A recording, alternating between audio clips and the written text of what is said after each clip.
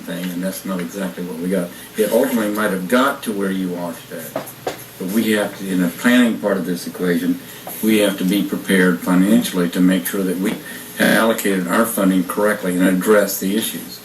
So, having said that, it was not a pleasant experience.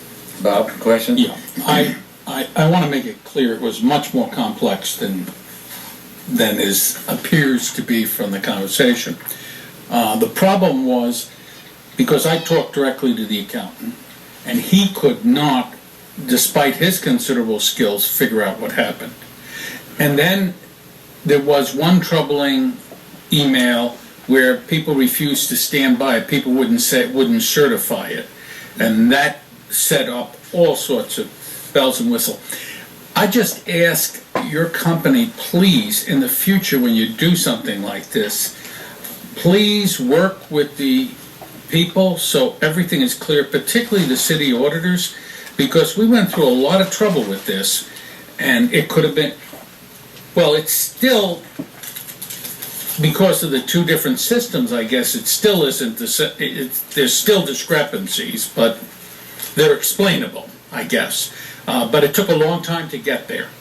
And our accountant was not happy and found it rather difficult to reconcile himself. In fact, he told me very openly that he couldn't reconcile the number of shares of something. I didn't follow it very closely. But so it was a complex thing, and what we got to figure out in the future, maybe we shouldn't be doing these types of transfers in mid-year and things like that.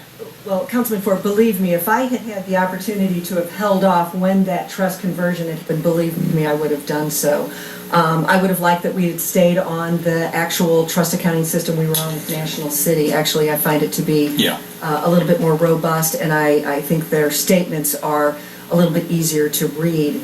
However, being the acquiree, sometimes you don't have the ability to have those things happen. And again, we're always willing and happy to talk to Alex or anyone from the auditing firm. And we would still, at this point, if he has any additional questions, again, we were doing this information through Mr. Shelley and not having an opportunity to go direct to the yeah, and I don't know if we want him talking anymore. The clock ticks. But it was, I hope in the future we don't run into by the way, for me it was a very valuable experience because it gave me a new look at our pension systems and some of the underlying problems we're dealing with. So in that regard, even though it was kind of frustrating and difficult, because this goes on for 6 months, I mean, it doesn't get resolved easily. And so I do want to, that's all I have to say right now, but before we conclude, I would like to make some remarks about our pension accounting systems and the like. Okay. Don? The words that our auditor used when he was here 2 weeks ago, and I asked him what we should be asking about. I said, what would you ask if you were here in 2 weeks? And the words he used were making sure that proper due diligence concerning the rollover occurred.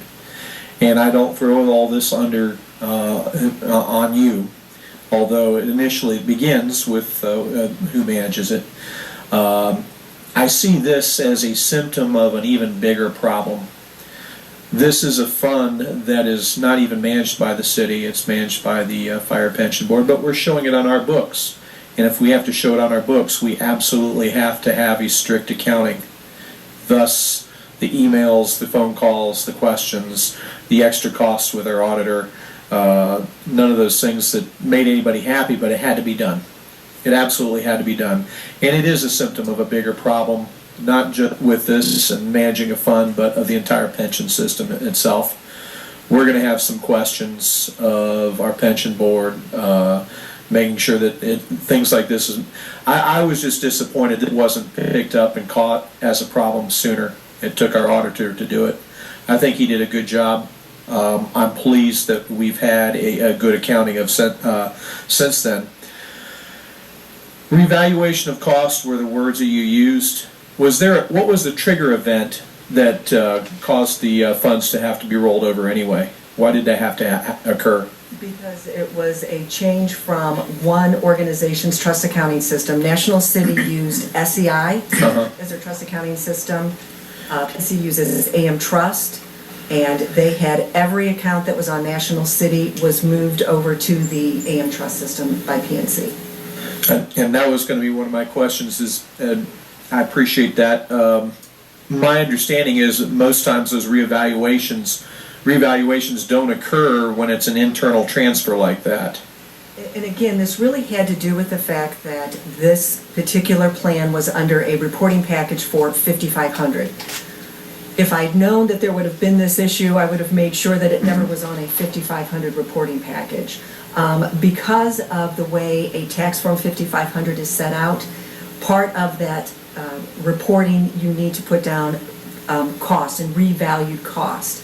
And that's done every fiscal plan year automatically through those trust accounting systems. Because this conversion happened during the fiscal year, they had to go in and do that. If they had not, and honestly for Port Orange, since you don't have to as a municipality file a 5,500, it would not have been an issue. But any other organization that if they had to do that 5,500 reporting and that exercise had not been done, that auditor would have to go through each and every security and do that revalued cost separately. How many This was done over. How many accounts and securities do we have to, are we talking about hundreds? Oh, for Port Orange, hundreds. Between the fixed income and the large cap manager, yeah. So what were we trying to ascertain, the new fair market value? From a cost standpoint, correct. Okay. And it goes back to the prior fiscal plan year for Port Orange. So again, with, from an accounting standpoint, and believe me, the folks that sit on the fire pension board, the investment managers, the monitor, it is definitely managed very well, very due diligent. All of those protocols and measures are put into place. This really did have to do with moving from one trust accounting system to another. And it happened to be in the middle of the fiscal plan year. Again, if I had my choice, I would have said, could we wait until September 30th? They didn't ask us either. We had to show it on our books. Oh, absolutely. But again, and that's where I'm, and I did provide today, I have those reconciliations that we provided to Alex that showed, it was the whole format for each and every account, what would need to do to get you right back to that April 30th market value year, that April 30th market value. And I think part of our frustration is your piece here is just one piece of a very large pool, our unfunded liability. We want to know exactly where we're at, and I've asked many people many times, what do we need to do? And nobody can give a clear answer. When we can't even get a clear accounting of where we're at, it's kind of hard to figure out where to go. Right, and I think really, the bigger picture, and as you're saying, I think, there's municipalities all across the country. I work with a number of them in Illinois, in Missouri, that are facing the exact same things that you are here in Port Orange.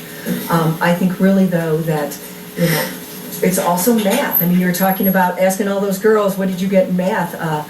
It's an actuarial assumption, and any single day you can change those around and do different assumptions, and you'll come up with a different unfunded liability. I think from the standpoint of what the monitor is doing to ensure that it's a very well-diversified portfolio, not taking any undue risk, ensuring that what we're doing is going to be there in perpetuity is definitely happening. And again, I completely understand your concerns. Every municipality is going through the same thing. And I appreciate that every other municipality is, but the only one I'm concerned about right now. Is yours. Yeah. Absolutely. Thank you. First of all, thank you for